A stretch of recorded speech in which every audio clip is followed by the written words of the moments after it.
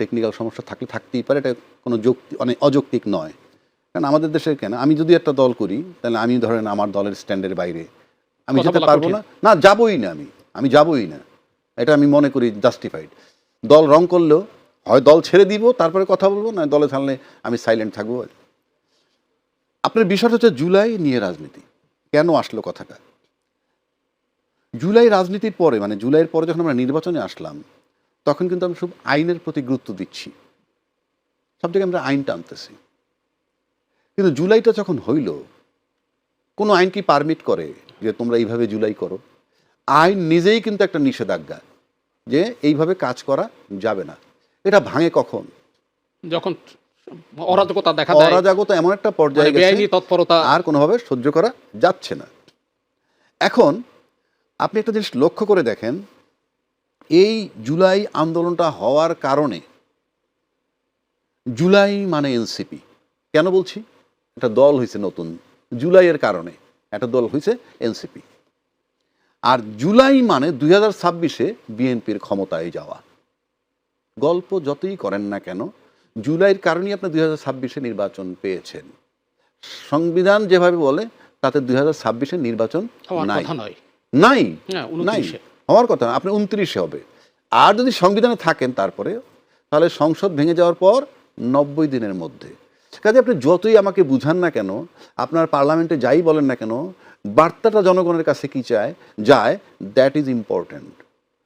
কোথাও আমার কাছে মনে হয় না পার্লামেন্টে যে সমস্ত বক্তব্য দেওয়া হয় সংবিধান নিয়ে, আমার মনে হয় না কারো কাছে এটা অ্যাকসেপ্টেবল, আমার মনে হয় না। আর যে দল বলছে তাদের ভিতরে যারা সচেতন, আমাদেরও তো লোকজন আছে কিছু পরিচিত, তারাও অনেকেই দ্বিমত করে। যে কথাটা আগে বললাম, সেই কারণে তারা প্রকাশ্যে দ্বিমত করতে পারে না। আর সবচেয়ে ইন্টারেস্টিং ব্যাপার হলো, জুলাইয়ের দাবিদার আজকে সকলে বলছেন, কিন্তু আমরা তখন স্টেটমেন্ট দেখেছি সরাসরি বড় দলের যারা, তারা অনেকেই বলেছেন যে এটার সাথে তারা সম্পৃক্ত নয়, তারা সম্পৃক্ত ছিল না। কিন্তু আমি সে জায়গায় যাব না, আমি যাচ্ছি জুলাইয়ের ভিকটিম সবাই। এই জুলাইয়ের ভিকটিম সবাই মানে জুলাইয়ের যে কারণে আন্দোলন হলো তার আগের যে চিত্র, তাতে ভিকটিম সবাই। আজকে বিএনপির থেকে বহু লোক গুম হয়েছে, ধান খেতে ঘুমাইছে, আচ্ছা বিডিআর হত্যা হয়েছে, শাপলা চত্বরে হত্যা হয়েছে, আয়নাঘর হয়েছে, ইত্যাদি ইত্যাদি সব হয়েছে, কোনো সন্দেহ নাই। বিএনপি নিজে ভিকটিম। কিন্তু আপনারা যদি লক্ষ্য করে দেখেন তো, ইলিয়াস আলীর মতো একজন নেতা বিএনপিতে ভিকটিম হয়েছে, তার ওয়াইফ কিন্তু পার্লামেন্টে, তার ওয়াইফ কিন্তু এ পর্যন্ত একবারও বলে নাই যে আমি আমার স্বামী হত্যার বিচার চাই।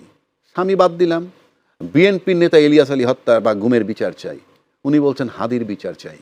হাদির বিচার চাওয়াটা আমি অপরাধ ধরছি না, কিন্তু আমার ভিতরে যেটা দাউ দাউ করে জ্বলার কথা সেটা কিন্তু জ্বলছে না। আপনি ভিতরে যতই জ্বলন দেখান, সবগুলোর বহিঃপ্রকাশ লাগে। যেমন ধরেন, বহিঃপ্রকাশটা কেন, ইমোশনটাকে প্রকাশ করতে হয়। আপনি ভালো করে যদি লক্ষ্য করে দেখেন, আওয়ামী লীগ কিন্তু, আর আওয়ামী লীগের কার্যক্রম নিষিদ্ধকরণ সংক্রান্ত যে অধ্যাদেশটা, সেটাকে তারা রেখে দিছে, অর্থাৎ নিষিদ্ধকরণ রয়ে গেল।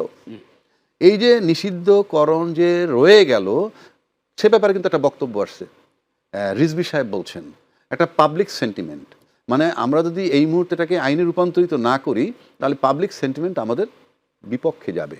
আপনি জানেন নিশ্চয়ই, এই যে sentiment, that is call emotion. এই সেন্টিমেন্ট মানে ইমোশন। তো আপনি যখন পার্লামেন্টে বলেন বা পার্লামেন্টের বাইরে বলেন ইমোশন দিয়ে রাষ্ট্র চলে না, ইমোশন দিয়ে রাষ্ট্র চলে না বলছেন, তাহলে আপনি এখানে ইমোশন আনলেন কেন? আপনারা তো যখন এই আওয়ামী লীগকে নিষিদ্ধ করা হয়, তখন করতে চায় সরকার, প্রথম চাইছিল দল রাজনীতি নিষিদ্ধকরণ, দলটাকে।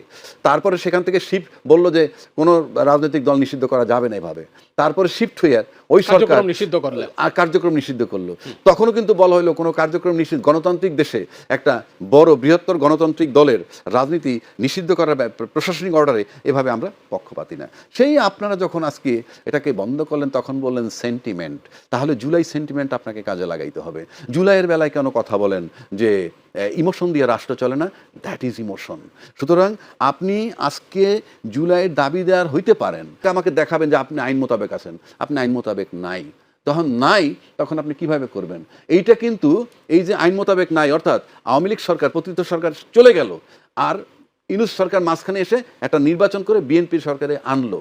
এই যে এর মাঝখানে কিন্তু ছন্দপতন, আইনি ছন্দপতন, সংবিধানে ঢুকতে পারতেছেন না, গণভোট মানতেছেন না, এই যে ছন্দপতন অথবা ধারাবাহিকতা, এই জায়গাটায় যদি আপনি ব্রিজ তৈরি করতে চান, সেই ব্রিজটি হইল এই জুলাই সনদ, যেটা গণভোটের আলোকে আপনাকে বাস্তবায়ন করতে হবে। আপনি এমন কথাও বলেন যে আমরা ডেপুটি স্পিকার দিতে চাইছিলাম, নেন নাই, এটা তো করুণার ব্যাপার না। তখন আপনি কিন্তু আবার বলেন জুলাই চেতনা তারা ধারণ করেন, কেন আপনি ওখানে বিচ্ছিন্নভাবে বলবেন কেন? আপনি জুলাই চেতনা বাস্তবায়ন অটোমেটিক আপনি নিতে বাধ্য থাকবেন, আপনি ডেপুটি স্পিকার বিরোধী দল থেকে দিতে বাধ্য থাকবেন। দ্যাট ইজ জুলাই চেতনা। আপনি কি তাহলে জুলাই চেতনা ধারণ করছেন? 2/3 মেজরিটি পাওয়ার পর আপনি সমস্ত আইনের ঊর্ধ্বে উঠে গেলেন, এবং এখন আপনার আইনের ব্যাখ্যাটা অ্যাবসোলুট টার্মে, আপনি যা বলতেছেন সেটাই চূড়ান্ত। এই কারণে কেন দরকার নেই, আমার তো 2/3 মেজরিটি আছে, ডিপেন্ড করার জায়গা নাই বইলা আপনি চূড়ান্ত। আর আপনি যখন চূড়ান্ত, তখন আপনি যেহেতু জুলাই চেতনার গুরুত্ব দিচ্ছেন না, তখন আপনি তো তাদেরকে তাড়ায় দিতেছেন পার্লামেন্ট থেকে। তাড়ায় দেওয়া মানে কি? আমি ওখানে বসে থাকা, বসে না থাকা, ভিতরে কোনো পার্থক্য নাই। সুতরাং আজকে যদি জুলাই চেতনাকে আপনি ধারণ করেন, তাহলে বিরোধী দল পার্লামেন্টের বাইরে যাবে কেন? তারা কেন চিন্তা করবে যে আমরা একটা আন্দোলন করতে পারবে কি পারবে না সেটা সেকেন্ডারি, কিন্তু তাদের ভিতরে যে এই চেতনাটা, মানে আরেকটা আন্দোলনের চেতনা দিচ্ছেন, কেন দিচ্ছেন, কি জন্য দিচ্ছেন? তাহলে আমার কাছে যেটা মনে হয়, নির্বাচনের টার্গেটই ছিল ইউনূসের অপসারণ।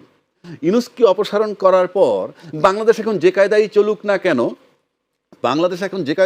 না কেন, আপনি যদি এর সাথে আন্তর্জাতিক পলিটিক্সটা নিয়ে আসেন, তাইলে পরে অনেকেই টেনশন ফ্রি হয়ে গেছে। সুতরাং এখন দেশে যা ঘটুক কিচ্ছু আসে যায় না। আমি আবারও বলছি, জুলাই চেতনা যদি আপনি ধারণ করেন, তাহলে আপনি আমাকে বলেন গুম অধ্যাদেশ আইনে পরিণত হলো না কেন? কি কারণে? আপনি তো ভিকটিম, ধান খেতে ঘুমিয়েছেন, ইলিয়াস আলী গুম হয়েছে, অনেক লোক হত্যা হয়েছে, চৌধুরী আলম গুম হয়েছে, হ্যাঁ, কোনো মার্সি নাই। আপনি বিনা কারণে একটা খোরা অজুহাত বানাইছেন কি আমরা এটা সংশোধন করে পোক্ত করে, দরকার নাই আপনি এইটি এখন আইনি রূপ দেন, কারণ আপনি যে কোনো সময় সংশোধন করতে পারেন। আপনি যদি এই আইনটাকে অ্যাপ্রুভ করার পর কখনো যদি মনে হয় যে না আমি এটাকে সংশোধন করবো, ইটস এ ম্যাটার অফ 2 দিন, আজকে আনবেন কালকে সকালে, কারণ 1 মিনিটে। এরপরে আসেন, আপনি গণতন্ত্রে বিশ্বাসী ক্লেম করেন, আপনি আওয়ামী লীগকে নিষিদ্ধ করতে চান নাই। যেগুলো গণতন্ত্রে বিশ্বাসী, যারা ক্ষমতায় যখন থাকেন না, তবে সবাই গণতন্ত্রে বিশ্বাসী হন। আপনি গণতন্ত্রে বিশ্বাসী হইলে বিচার বিভাগ পৃথকীকরণ হইলে লোকসান কার? রাষ্ট্রের লোকসান নয়, সাধারণ লোকের লোকসান নয়। বিচার আমি পাবো, কোনো লোকসান আছে? আন্তর্জাতিক কোনো কানেকশনে গন্ডগোল হবে? আমার অর্থনৈতিক ক্ষতি হবে? কারণ তারা যদি বিচার বিভাগ আলাদা হয় বা না হয়, দুইটাই কিন্তু একই টাকা লাগবে। করছেন না কেন? কারণ আমরা চাই ভয়ের রাজনীতি। কারণ আমি হেঁটে যাব, আমার পাশে দুজন বিচারপতিও যদি থাকে কোথাও, বিচারপতিকে ভাবতে হবে ওনারা আমাদের নিয়োগকর্তা। এই যে ভয়ের রাজনীতি, আপনি যে কোনো একজন মন্ত্রী যখন কোনো হাসপাতালে ঢোকে, অফিস আদালতে ঢোকে, সমস্ত ডেস্কের লোক দাঁড়িয়ে যায় ভয়ে। আর আমরা যদি ঢুকি, কেউ দাঁড়ায় নেহায়েত ভালোবাসা তৈরি করেন, আতঙ্ক নয়। জুলাই চেতনা আপনাকে, তারেক রহমান প্রধানমন্ত্রী, অফকোর্স জুলাইয়ের বেনিফিট, জুলাইয়ের বেনিফিট। আজকে জামাতের আমির বিরোধী দলের নেতা হইছে, এবং তার বাসায় জাতীয় পতাকা 5 বছরের জন্য উত্তোলিত থাকবে। যখন জাতীয় পতাকা বা বিরোধী দলের প্রসঙ্গ আনলেন, তখন আমি বলতে বাধ্য হচ্ছি, দীর্ঘ 30টা বছর টানা যদি ধরি, 20 বছর শেখ হাসিনার 2 টার্মে, 15 বছর আর 5, আর বেগম খালেদা জিয়া উনি ছিলেন 10 বছর। এই 30 বছর টানা কিন্তু পক্ষে বিপক্ষে বলেন, ফাইনালি কেউ আন্দোলনের সময় জামাতকে নিছেন, কেউ মন্ত্রীও বানাইছেন। তারপরে চূড়ান্ত রূপ আবার জুলাইয়ের পরে দিয়ে দিলেন কি জামাত বিরোধী। খায় না মানুষে। আমি অনেক টকশো করতে আসছি, কেন খায় না সেটা বুঝাই দিচ্ছি। একজন মন্ত্রী এমপি যদি মনে করে রাজ্জাকির 12টা বাজায় দিবে, সম্ভব? শেখ হাসিনা আয়নাগরে বহু লোককে গুম করছে, চিহ্ন পাওয়া যায় নাই। সেই গুমের সাথে সম্পৃক্ত তাদেরকে সেভ করার জন্য এই সরকার কাজ করছে, গুম অধ্যাদেশ বাদ দিয়ে। সেই বিতর্কে আমি এখন যাচ্ছি না, আমি যাচ্ছি জামাত প্রসঙ্গে। তো যে দুইটা মেইন স্ট্রিমের দল আপনি দীর্ঘ টানা 30-35 বছর যদি এরশাদ সাহেবের পরে ধরি, আপনার অস্থিরতাকে শেষ করে দেওয়ার জন্য, সে তো এই সময় 68টা সিট পেল। এটা কোন পদের বিরোধিতা? আপনারা দুইটা দল আত্মঘাতী খেলা খেলেছেন। কিভাবে আত্মঘাতী খেলা? বলতেই শেখ হাসিনা যখন ক্ষমতা, আপনি দুটি দল বলতে আওয়ামী লীগ এবং বিএনপির কথা বলছেন? হ্যাঁ, অন্য কোন দল নাই তো। আওয়ামী লীগ যখন ক্ষমতায় ছিল, তখন আমাদের বীর উত্তম খেতাবপ্রাপ্ত জিয়াউর রহমান সাহেব সেক্টর কমান্ডার, আই স্যালুট হিম। আমি পার্সোনালি তার সাথে জীবনে আমার 2বার দেখা হয়েছে, সেটা প্রয়োজনীয় না। আমি তার পার্সোনালিটিতে বিমুগ্ধ যাকে বলে। তার খেতাব কেড়ে নেওয়ার পরিকল্পনা যখন চলে, ফলশ্রুতিতে লং রানে আইসে একজন মুক্তিযোদ্ধা সেক্টর কমান্ডারের পত্নীকে যখন মইনুল হোসেন রোড থেকে বের করে দেয়, কোথায় ছিল বিএনপি? তার চেয়ে বড় কথা, মুক্তিযোদ্ধা পত্নী এবং মুক্তিযোদ্ধার খেতাব কারাকারি যখন হয়, সেই আওয়ামী লীগের বিরুদ্ধে মুক্তিযোদ্ধা ছিল না? তো তোমার চোখের সামনে যখন মুক্তিযোদ্ধা অপমান করে তুমি যখন হজম করো, এটা কোন ধরনের মুক্তিযুদ্ধের চেতনা? এটা বললাম আওয়ামী লীগ, আসেন এবার বিএনপি। মুক্তিযুদ্ধের পক্ষের শক্তি জীবনভর বাজারজাত করছেন আওয়ামী লীগ। তার পতনের পর আমরা নতুন করে শুনছি মুক্তিযুদ্ধের চেতনা এখন বিএনপি। আমি কোনোদিন শুনি নাই যে তারা মুক্তিযুদ্ধের চেতনা, কারণ আওয়ামী লীগ এমনভাবে চেতনাটা নিচ্ছে, ম্লান হয়ে গেছে অন্য সবাই। কিন্তু সেই গণতন্ত্রে বিশ্বাসী মুক্তিযুদ্ধের পক্ষের শক্তি তিনি যখন, যাদের নেতৃত্বে জিয়াউর রহমান সাহেব স্বাধীনতার ঘোষক on behalf of Bangabandhu Sheikh Mujibur Rahman, এবং একটা যুদ্ধ হওয়ার পর সেই গণতান্ত্রিক দলটাকে আমি কিন্তু বিতর্ক করতেছি, আমি কারো পক্ষে না, সেই গণতন্ত্রে বিশ্বাসী অত বড় দলটাকে আপনি যখন অন্তর্বর্তীকালীন সরকারের সময় বিরোধিতা করলেন যে নিষেধ করা যাবে না, প্রজ্ঞাপনের মাধ্যমে একটা দলকে নিষেধ করা যায় না, তাকে যখন আপনি আবার তার কার্যক্রম নিষিদ্ধকরণ করলেন, তাহলে সেই মুক্তিযুদ্ধের পক্ষের যে চেতনার শক্তিটাকে আপনি যে নিষিদ্ধকরণ করলেন, আপনার দলের ভিতরেও তো সেই ফজলুর রহমান মুক্তিযোদ্ধাও আছেন। একবার কি প্রতিবাদ করেছেন? আমাদের মাননীয় স্পিকারও তো, মাননীয় স্পিকারও আছেন, একবার কি প্রতিবাদ করেছেন? এটার মানে কি? It is nothing but cashing. আপনি ক্যাশ করবেন কিভাবে? তা না হলে আপনি নিজেরা মুক্তিযুদ্ধ হয়ে মুক্তিযোদ্ধাকে খতম করার প্ল্যান, ধ্বংস করার প্ল্যান, আবার জামাতের মন্ত্রী বানাইছেন। ফাইনালি আপনাদের দুই দলের যেই চেতনাটা সত্যিকার অর্থে লালন করা উচিত ছিল, এবং যদি লালন করতে পারতেন, মুক্তিযুদ্ধ কেন হয়েছিল সেই সমস্ত কারণগুলোই যদি আপনারা স্থির থাকতে পারতেন, বহু আগে জামাত বিলীন হয়ে যেত আপনাদের ভাষায়। কিন্তু জামাত থাকলো কেন? আপনাদের কোনো আদর, আপনারা ক্যাশ করেছেন এগুলাকে। এই ক্যাশ করেছেন বলে আজকে আপনি জামাতকে 43% ভোট দিছেন। এটা কিন্তু তামাশা নয়। 43% ভোট দিয়ে তাকে বিরোধী দলের নেতা বানাইছেন। কোন পদের বিরোধিতা? এইবার আসেন, নির্বাচন দিত না, প্রলং করত, এই যে একটা খোরা যুক্তি কোথার থেকে পাইলেন আপনি? 3বার ইলেকশনের ডেট হয়েছে বাংলাদেশে, নির্বাচন চাইছেন, বলেন না কার কাছে চেয়েছেন? অমুক সরকার আসবে তার কাছে চেয়েছেন? এগুলো হয় নাকি? তাহলে 3 মাস, একটা প্রথম চাইলেন আপনি 3 মাসের মধ্যে, কথাটা বুঝেন। তারপরে যখন ভাই বললেন, ইউনূস সাহেব 2টা কথা বলছে, অল্প সংস্কারে ডিসেম্বরের মধ্যে, বেশি হইলে জুনের মধ্যে নির্বাচন, বলছে না? অল্পতে ডিসেম্বর 25, আর বেশি হইলে জুন 26। ইউনূস সাহেব তার কথা রাখছে, জুন 26-এর মধ্যে উনি বিদায়। বাট আপনারা তখন যে ঢাকায় বসে, আপনি কি মনে আছে যে বিএনপির লোক দেখা করে বলছিল ডিসেম্বর 25-এর মধ্যে নির্বাচন চাই? কিন্তু আপনি তো অন্তর্বর্তীকালীন সরকারকে ডিসেম্বর 25 পর্যন্ত টাইম দিলেন, উনি প্রলং করলেন কোথায়? টাইম তো আপনি দিছেন। এরপরে 13ই জুন যখন লন্ডন দেখা করে, সেখান থেকে ডেট নিয়ে আসলেন, ফেব্রুয়ারিতে নির্বাচন হবে। কে অ্যাডমিট করছে? এলজিআরডির প্রতিমন্ত্রী সাহেব শাহে আলম, মীর শাহে আলম। উনি কি বলছেন? পার্লামেন্টে দাঁড়ায় বলছেন, ক্যাপ্টেন, আমাদের ক্যাপ্টেনের কাছে লন্ডনে গিয়ে ফেব্রুয়ারিতে নির্বাচনের তারিখ নিয়ে আসছেন। তাহলে নির্বাচন প্রলং করার দায় কার? ফেব্রুয়ারি পর্যন্ত নির্বাচন গেল, দায়টা কার? আপনাদের কি ক্ষমতা ছিল তাকে বের করে দেওয়ার? প্রথম যে 3 মাসের মধ্যে নির্বাচন চাইলেন, তারপর 7-8 মাস আপনি সংস্কারের নামে হাঁটলেন কেন? কেন হাঁটলেন বারবার? ডেইলি যাইতেছেন আইতেছেন, তার ভিতর কিছু খুঁজতে দলের লোকও পাওয়া গেছে, তারা ওখানে বসে বাসায় বইলে আসলো, আমার খুব ব্যস্ত, সংস্কার করতে যাচ্ছি। সংস্কার কি হয়েছে আপনার? কি সংস্কার করছেন? এখন পর্যন্ত বাংলাদেশে একচুল সংস্কার হয় নাই। সংস্কারটা হবে যদি আপনি গণভোটের আলোকে জুলাই সনদ বাস্তবায়ন করতে যান। আবার আপনি প্রেসিডেন্টের বৈধতা দিচ্ছেন কিভাবে? কত হালকা, কত ঠুনকো। কি বলছেন? এলজিআরডির এই মন্ত্রী সাহেব বলছেন, এলজিআরডির মন্ত্রী সাহেব উনি বলছেন, কি বলছেন? আমাদের একটা বিরাট সাকসেস, সেটা কি? ফ্যাসিস্ট সরকারের যে রাষ্ট্রপতি, তাকে আমরা পার্লামেন্টে এনে ওই সরকারকে ফ্যাসিস্ট বলাইছি, ওই সরকারকে স্বৈরাচার বলাইছি, এতে বলি আপনি খুশি? জামাত যদি ফুল দিতে যায়, তখন আপনারা আবার বলেন, আপনাদের পক্ষই অনেকেই বলে, উনি ফুল দিতে আসবেন কেন? সেটা সহজভাবে নেন না কেন? যেভাবেই যাক, গেছে তো। এই যে নাটক, আপনি মানে রিমান্ডে যদি আমারে নিয়ে 2টা নলিতে বাড়ি দেয় এবং যে বাড়িটা দেবে সে যদি বলে তুই বল তুই আমার আব্বা, তুই মিডিয়ায় গিয়ে বলবি, আমি মিডিয়ায় সহ বলবো আপনি আমার আব্বা, কেন তাহলে আবার রিমান্ডে নিয়ে আমাকে পিটাবে। এই যে বিষয়, আপনি প্রেসিডেন্টে আষ্টে পৃষ্ঠে বেঁধে তারপরে বলাচ্ছেন, স্বাধীনতার ঘোষকও বলাচ্ছেন, আবার আপনি বলতেছেন যে, এবং আপনি আরেকটা জিনিস দেখেন, আমাদের মাননীয় স্বরাষ্ট্রমন্ত্রী উনি বলছিলেন পার্লামেন্টে বসে, জুলাই আদেশে যে আইন করছেন উনি স্বাক্ষর করে বলছে আপনি কি স্বাক্ষর করতে পারেন মাননীয় রাষ্ট্রপতি, মহামান্য রাষ্ট্রপতি? উনি জবাব দিচ্ছেন আমি পারি না, আমাকে পারাচ্ছে। কে পারাচ্ছে? এটা তার প্রমাণ এলজিআরডি প্রতিমন্ত্রীর বক্তব্য, তারাই পারাচ্ছে। তা না হলে রাষ্ট্রপতিকে দিয়ে যে পারায় তাকে কেন গ্রেফতার করা হয় নাই, রাষ্ট্রপতি কেন ডিসক্লোজ করে না তাকে দিয়ে কে পারাইছে? এই যে কথাটা বলেন পারাইছে, পাশাপাশি ওই রাষ্ট্রপতিকে আপনি এখনো রাখছেন যিনি ওত নিছেন আমি সমস্ত রাগ অনুরাগের ঊর্ধ্বে থেকে, ভয় ভীতির ঊর্ধ্বে থেকে জীবন দিলে সংবিধান রক্ষা করব। আপনি এখনো আপনার মাথার উপরে সংবিধান সংশোধন হয় নাই, 4-এর ক মোতাবেক বঙ্গবন্ধুর ছবি ঝুলাচ্ছেন না। আমি ঝুলানোর পক্ষপাতী না, বিরোধীও না, কিন্তু আপনি সংবিধানের দোহাই যারা দিচ্ছেন আপনি প্রতি মুহূর্তে সংবিধান ভায়োলেট করতেছেন।